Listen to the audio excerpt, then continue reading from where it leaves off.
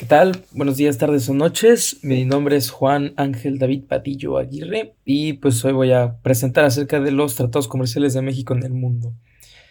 Creo que realmente lo que va a pasar mucho con esta tarea es que la gente se va a limitar a leer los tratados, un listado de tratados, que podría ser lo mismo, hacer 15, 20 minutos de nada más estar leyendo los tratados. Sin embargo, siento que pues de eso no se extrae ningún tipo de información más allá del nombre de los tratados. Por lo tanto, quisiera exponer antes una observación que tengo acerca de los tratados, relacionado también con el video de la primera clase, y después hacer lo que tengo que hacer, que es una pequeña listado de estos tratados, un poco de su historia, su estado actual, una breve descripción también de los mismos, y finalmente, pues, tratar de argumentar, opinar, incluso diría, qué podría suceder con estos tratados o qué es lo que representan. Así que una vez explicado esto, quisiera comenzar. Em, la materia lo dice, la materia lo define. Lo que vamos a estar estudiando en este semestre es la globalización económica, este proceso de integración de economías de distintos países, continentes, regiones, bla, bla, bla, que funcionan actualmente como un organismo, mecanismo común. Digo, hay quien debate que es una u otra forma. Sin embargo, algo que se ha podido observar en los últimos meses, incluso podría decir ya en el último año, es que hay un proceso contradictorio de globalización y desglobalización. Y este proceso de desglobalización, globalización, también es un enfrentamiento entre dos formas de globalización. Bueno, más que, sí, diría dos formas y dos tipos de globalización. ¿Por qué digo que estamos atravesando un proceso de desglobalización? Bueno, los tratados comerciales, si bien son tratados formales e incurren en instituciones, la realidad es que son señas y símbolos de confianza. Es decir, cuando hay confianza entre dos países, estos llegan a un acuerdo de desarrollo económico mutuo, en el cual se establecen ciertos parámetros mediante los cuales se benefician debido a la especialización, ¿no? La especialización es uno de los principios de la economía, en donde implica que pues, no todos van a producir lo mismo de la misma forma. Va a haber países que lo hagan mejor, por eso, no sé, China compra, si no mal recuerdo, soya en Brasil y México, irónicamente, compra a China aguacate. Entonces, en eso se basa el comercio, siendo un beneficio, pero también en una confianza, en una confianza en el respeto de los acuerdos. Y desde este inicio de la guerra arancelaria con Trump y un poquito antes también, ¿qué ha pasado? Que ha habido un desvanecimiento en la confianza y en el tejido social, llamémosle, de las relaciones internacionales y de las distintas instituciones del mundo, lo cual ha implicado, si bien no una ruptura de acuerdos comerciales porque no las ha habido, sí una degradación en la confianza en estos mismos. La Unión Europea ya ha alegado en múltiples ocasiones que muchas de las tarifas y de las amenazas de Trump han sido ilegales bajo estos acuerdos. Lo mismo podría argumentar México, lo mismo ha argumentado China. Es decir, ha habido muchos abusos, no solo por parte de Estados Unidos, pero principalmente por parte de Estados Unidos en contra de estos tratados. Entonces, ¿qué pasa? Que nuevamente no solamente el mercado internacional, sino la política internacional se basa en la confianza. Esta ruptura en la confianza y sobre todo en la seguridad internacional ha puesto a los países en una situación incómoda y ha empujado a los países ahora a iniciar un reforzamiento de los regionalismos. Es decir, ya Estados Unidos, Europa no son el aliado que eran hace 20 años, hace 10 años, hace 40, 50 años. Ya su relación se ha degradado a tal punto que recientes noticias, pues tenemos este enfrentamiento más que nada, ¿cómo lo llamaría? Mm, representativo en el tema de Groenlandia, ¿no? O sea, Groenlandia ha representado como ejemplo los intereses imperialistas de Estados Unidos y Europa, en su intento desesperado de sostener cierto poder en el mundo, ha ocupado este elemento como un eje de torque para el respeto y para el poder, y esto ha enfrentado a los dos países, lo cual indica que ya no hay una alianza per se, y la OTAN de la igual forma, pues también. Entonces esto también se traslada a lo económico. Europa ya no puede confiar en que los americanos, estadounidenses más bien, van a respetar estos acuerdos, por lo tanto, han empezado a favorecer la industria local.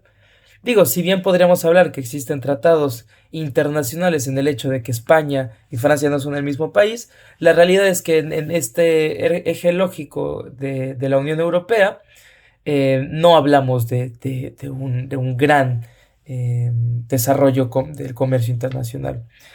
Por otro lado, si bien se ha replegado esta globalización, al menos de la forma en que lo vemos tradicionalmente, lo cierto es que ha aumentado la globalización, llamémosle desde otro eje. Recientemente, Canadá firmó un acuerdo con China para establecer nuevas relaciones económicas y políticas, lo cual habla de que por un lado estamos perdiendo una hegemonización del hemisferio occidental y del otro lado, similar a los tiempos de la URSS, sin embargo un poco distinto, hay una nueva globalización en el sentido de una nueva integración a un nuevo mercado internacional con distintas reglas, distintos incentivos y distintos actores. Entonces sonaría contradictorio decir que la globalización se está retrocediendo, pero avanzando, pero en un sentido tradicional como lo estudiamos podríamos decir que sí. Desafortunadamente, en términos de estudio, pues casi todas las teorías económicas que estudiamos en la universidad pues son únicamente de un corte, digamos, gringo, ¿no? O sea, estudiamos las escuelas americanas de economía. Y si analizamos bajo esos enfoques en la economía internacional, pues lo cierto es que la globalización está teniendo un retroceso. Irónicamente, un retroceso que proviene desde el mismo propio Estados Unidos. Y, irónicamente, el progreso en la globalización, en este nuevo sistema de mercado, bueno, no le llamaría nuevo sistema de mercado, sino nueva configuración del mismo sistema de mercado, tenemos un país comunista avanzando sobre esto. Por lo tanto, sí, por eso es que explico, hay un retroceso, hay una regionalización, pero sin embargo hay una integración desde otros actores. Sin embargo, esta nueva, no le llamaría nueva globalización porque no tendría sentido llamarla así, pero esta nueva configuración todavía está en un proceso prematuro, ni siquiera está en un proceso de infancia, llamémosle. Ahora, regresando a México. Los tratados comerciales de México, ¿de qué hablan? De esta confianza de la cual yo hablo en el tema de los tratados internacionales y de la confianza internacional. Estos tratados representan por un lado interés, pero por otro lado representan confianza y sobre todo, em, para no decir confianza de nuevo, pero pues no encuentro otra palabra, confianza en las instituciones, ¿no? Entonces, bueno, primero comencemos por los tratados ancla, que son los acuerdos más estratégicos. Naturalmente, el primer tratado que vamos a encontrar es el tratado entre México, Estados Unidos y Canadá, el TEMEC. Entre sus antecedentes e historia, tenemos que el TEMEC es el sucesor del Tratado de Libre Comercio de América del Norte, vigente desde 1994. Y a partir de 2027, los tres países iniciaron un proceso de renegociación que culminó en la firma del nuevo tratado. El TEMEC entró en vigor en el 1 de julio de 2020, sustituyendo formalmente al TELECAN. Ahora, el TEMEC es un acuerdo de los más importantes para México por el nivel de integración productiva con Estados Unidos y Canadá. Moderniza disciplinas relevantes como comercio digital, reglas de origen, disposición laboral y ambiental, y así como medidas que facilitan el proceso aduanero y agilizan los flujos comerciales. El estado actual del tratado, bueno, debatible, en un sentido meramente comercial, podría decirse que sigue en pie. Ha habido violaciones, eso es sin duda cierto. Sin embargo, a nivel político, y a nivel político me refiero hasta, quisiera decir más bien nivel mediático, este tratado pues ha estado en problemas. Siempre ha sido como un elemento de amenaza por parte de Trump y un elemento de negociación por parte de Estados Unidos, de México y Canadá, disculpe. Sin embargo, es importante mencionar que en recientes noticias, Canadá y México ya están entablando conversaciones para sostener un acuerdo comercial entre estos dos actores independientes de Estados Unidos, con el objetivo de conservar esta fuerza y esta integración bajo el supuesto de que Estados Unidos decidiera replegarse por completo y establecer esta economía proteccionista y nacionalista. Bueno, en otro tratado tenemos el Tratado de Libre Comercio México-Unión Europea y así como su modernización. Este acuerdo comercial entre México y la Unión Europea comenzó a aplicarse desde el año 2000 como parte del acuerdo global, lo que permitió un marco de preferencias arancelarias e intercambio institucional. Posteriormente, ambas partes iniciaron el proceso de modernización del acuerdo con el fin de actualizar sus capítulos y reflejar tendencias recientes del comercio internacional. Ok, como parte de la descripción breve, la modernización del Telecuem apunta a reforzar componentes como compras públicas, cooperación regulatoria, inversiones, desarrollo sostenible, combate a la corrupción y herramientas para facilitar el comercio y la participación de pequeñas y medianas empresas. Curiosamente, hace unos años, durante el inicio de mis estudios en la universidad, se trajo, no me acuerdo qué elemento o sea, una persona encargada de cierta área comercial de la Unión Europea a la universidad para darnos una pequeña conferencia y habla particularmente de este tratado y de qué forma podría evolucionar. Y curiosamente dependía del grado de desarrollo que México tuviera y el interés de la Unión Europea en generar una mejor relación comercial con Estados Unidos, justo bajo el supuesto de que Estados Unidos poco a poco iba a empezar a identificar a la Unión Europea como un contrincante económico más que como un aliado económico, lo cual me parece impresionante, puesto que al final se dio tal cual lo había predicho el ponente en esa ocasión. Bueno, tenemos también el acuerdo de continuidad del comercio entre México y Reino Unido. Creo que para este punto, si algo me di cuenta leyendo y releyendo los tratados de comercio, es que prácticamente coinciden en lo mismo, lo que habíamos visto en los principios de la primera clase. Una reducción arancelaria, una facilidad para generar cadenas de valor y un respeto un respeto al origen. Por lo tanto, creo que ya llegaría a ser un poco innecesario el tener que ir describiendo uno por uno, tal vez solamente lo más relevante. En el caso del acuerdo de continuidad comercial entre México y Reino Unido, esto se da después del Brexit, la salida de Reino Unido de la Unión Europea. México ante esto pues, responde proponiendo un nuevo acuerdo en el cual se continúan las actividades comerciales, sin embargo ya no bajo el nombre de Unión Europea, sino de Reino Unido. Ahora tenemos acuerdos de Europa, no parte de la Unión Europea, ¿no? Tenemos el Tratado de Libre Comercio entre México y Islandia, Noruega, Liechtenstein y Suiza. En este caso tenemos que el TLC entre México y la Asociación Europea de Libre Comercio entró en vigor el 1 de julio de 2001 como parte de la expansión de acuerdos con Europa durante la etapa de diversificación comercial. Dentro de su descripción sería prácticamente lo mismo que se había mencionado antes.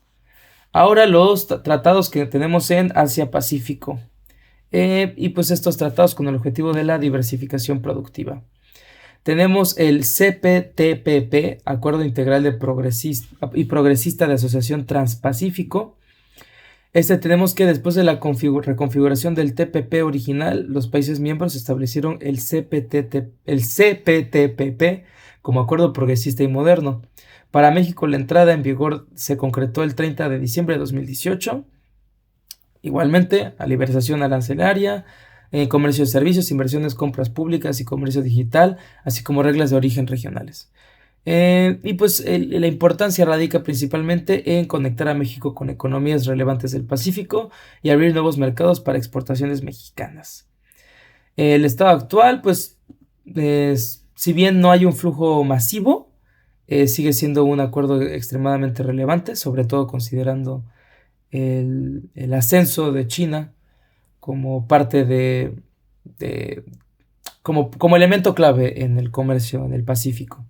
Sin embargo, pues también si leemos las noticias recientemente, como parte de la presión estadounidense sobre México, México ha impuesto aranceles de un 100%, si no mal recuerdo, a carros eléctricos chinos, lo cual es grave considerando que ahorita uno, si no es que elemento de exportación más importante de China son los carros eléctricos y México uno de los mercados más grandes de la región. Entonces, digo, ahí más que un interés meramente económico, puesto que por números tan sencillos como sumas y restas es evidente que los carros eléctricos tienen una ventaja competitiva sobre los carros de gas, pues lo cierto es que por mantener intereses de las compañías petroleras, así como los intereses de Estados Unidos, pues me refiero al gobierno, tenido que establecer este limitante. Tenemos acuerdos de asociación económica entre México y Japón. Y pues ahora pasamos a los acuerdos de América Latina, los tratados de libre comercio bilaterales y los de consolidación regional. Tenemos el Tratado de Libre Comercio de México-Chile, el cual entró en vigor el 1 de agosto de 1999, consolidando una relación regional temprana con apertura comercial integral.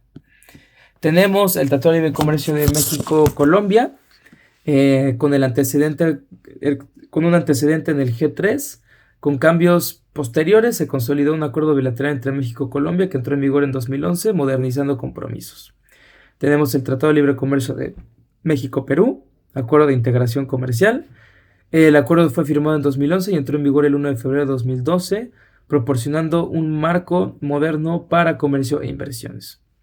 Tenemos el Tratado de Libre Comercio México-Panamá, el cual fue firmado en 2014 y entró en vigor el 1 de julio de 2015, forzando el vínculo comercial con un país clave para la logística regional. Pues bueno, las ventajas estratégicas de la posición de Panamá como centro logístico y de oportunidades de servicios y comercio regional. Clave mencionar que Panamá, desafortunadamente, por condiciones de cambio climático, probablemente en unos años ya no va a poder ser el cruce entre el Pacífico y el Atlántico.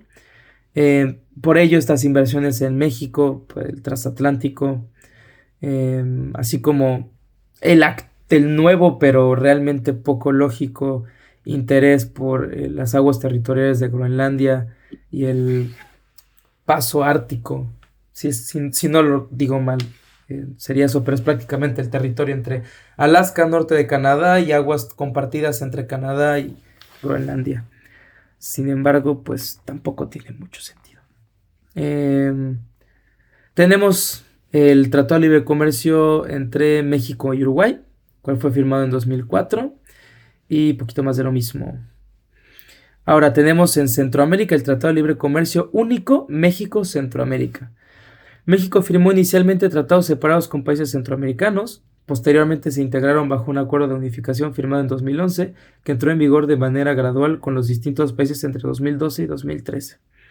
El acuerdo busca facilitar comercio de bienes, armonización de reglas y mejorar procedimientos aduaneros, reforzando la integridad regional mesoamericana. Y pues ahora hablemos de los tratados de libre comercio en Medio Oriente. Desafortunadamente y tristemente tenemos un tratado de libre comercio entre México e Israel, el cual pues entró en vigor en el 2000. Tenemos integración regional adicional, alianzas del Pacífico. La Alianza del Pacífico se consolidó como mecanismo de integración entre México, Chile, Colombia y Perú. Su protocolo comercial entró en vigor el 1 de mayo de 2016, facilitando liberalización económica y coordinación regional. El mecanismo sigue siendo relevante para integración regional y proyección hacia Pacífico, especialmente por acumulación de origen y cooperación aduanera, aunque su evolución institucional depende de agendas internas de los miembros, cosas que ya habíamos medio mencionado. Tenemos como acuerdos complementarios al ADI, el segundo anillo, México-Mercosur, ACE 54, México-Mercosur Automotriz ACE 55, México-Brasil ACE 53, México-Argentina ACE 6 y México-Bolivia ACE 66. Entonces esto cubriría lo que son los tratados comerciales de México en el mundo. Y pues nuevamente las observaciones que hice al inicio pues son un pequeño extra que quisiera dar como parte de mi video. La verdad, qué flojera ver un video en donde nada más se leen nombres y se redactan fechas y cosas así. Entonces espero que haya sido de su agrado, maestra. Me mantengo al pendiente de cualquier comentario, cualquier duda o cualquier corrección que usted pueda hacer. Y pues le deseo un excelente día, excelente semana y pues cuídese mucho. Ya está. Adiós.